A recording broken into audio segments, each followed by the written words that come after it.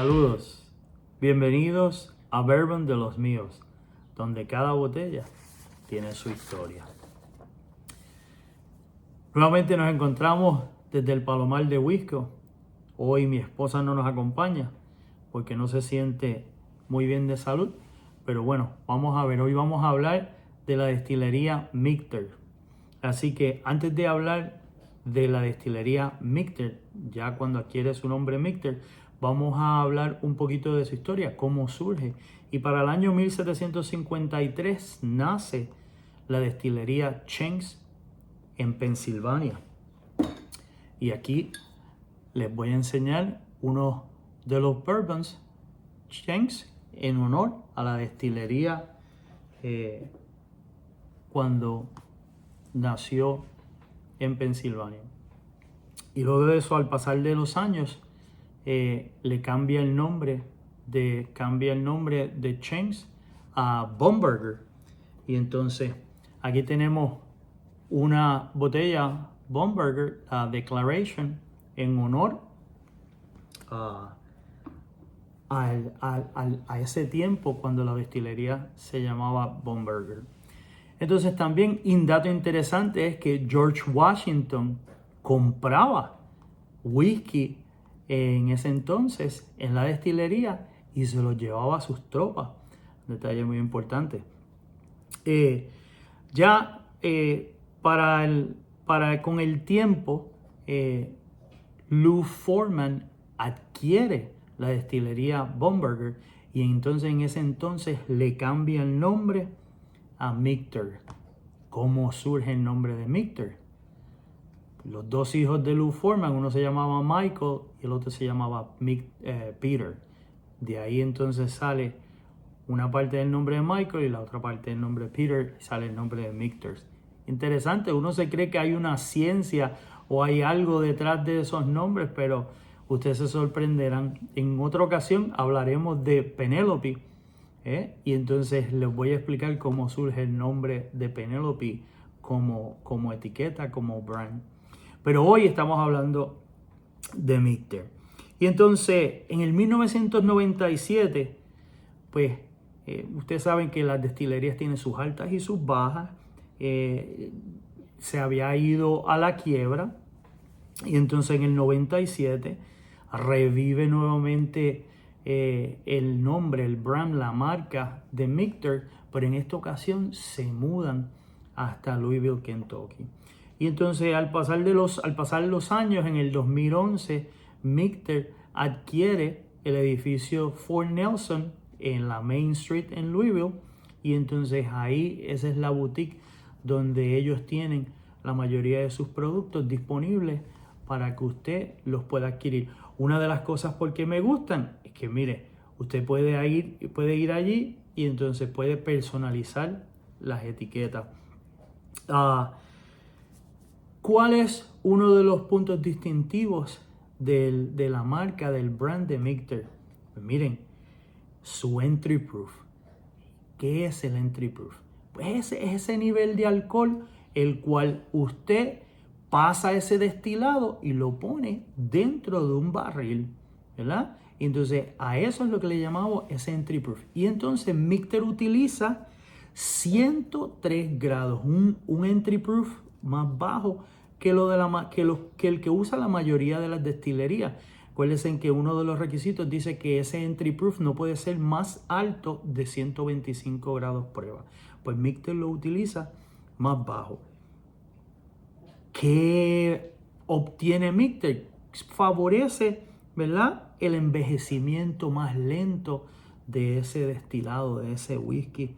Es un whisky que va a adquirir más carácter. Ese entry level, ese entry proof, no entry level, entry proof,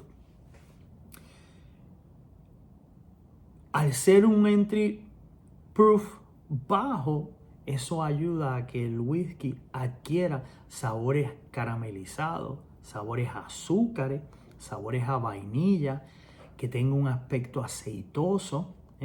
Entonces, ¿cuál es la diferencia del entry proof bajo al entry proof alto? Pues con un entry proof alto ¿Qué quiere decir? Que tiene más contenido de alcohol por volumen, ¿verdad? Ese whisky.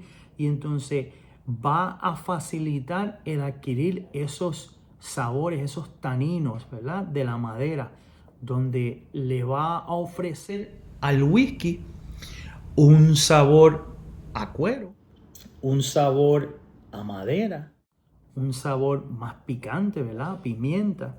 Y entonces, ¿por qué esto importa? Porque mientras más alto sea ese entry proof, esas notas van a ser más secas, va a adquirir notas secas.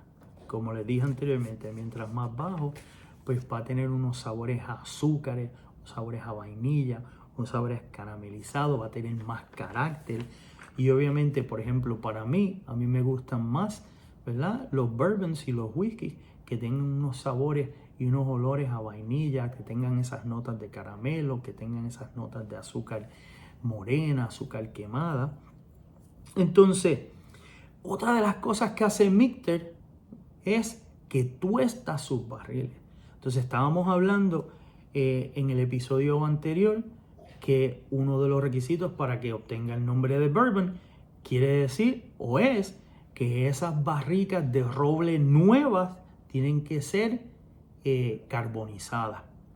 Entonces, hoy estamos diciendo que Michter utiliza barricas tostadas. ¿Cuál es la diferencia de uno y otro? Pues una barrica carbonizada, la llama de fuego es más potente y ese barril es expuesto a un corto periodo de tiempo. Cuando es un tostado, esa llama de fuego es menos intensa y entonces esa barrica es expuesta a más cantidad de tiempo.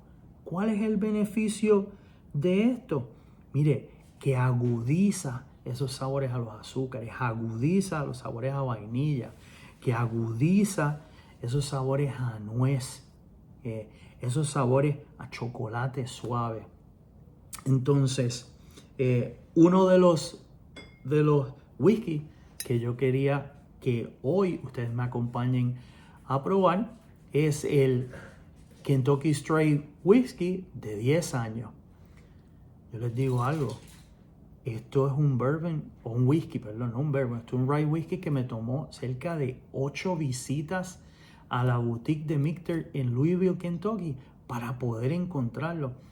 Una de las sorpresas que me llevé en mi viaje a Puerto Rico en enero es que le pregunto a mi amigo Carlos, ¿dónde puedo conseguir bourbon o whisky en Puerto Rico? Y me recomendó que fuese a la boutique Dubin. Y a que no saben qué, voy a la boutique Dubin y ¿qué me encuentro? Me encuentro a Michter Kentucky Straight Rye Whisky 10 años. La sorpresa fue que el precio era $60 más económico de lo que yo lo conseguí en la boutique de Michter en Louisville, Kentucky. Así que, salud.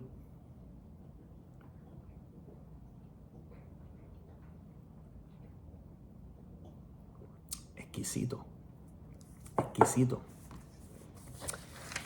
Muchas gracias por haberme acompañado hoy. Acuérdense, el bourbon no solo se toma, se aprecia, se comparte. Al final del día, el bourbon sabe mejor si es de los míos.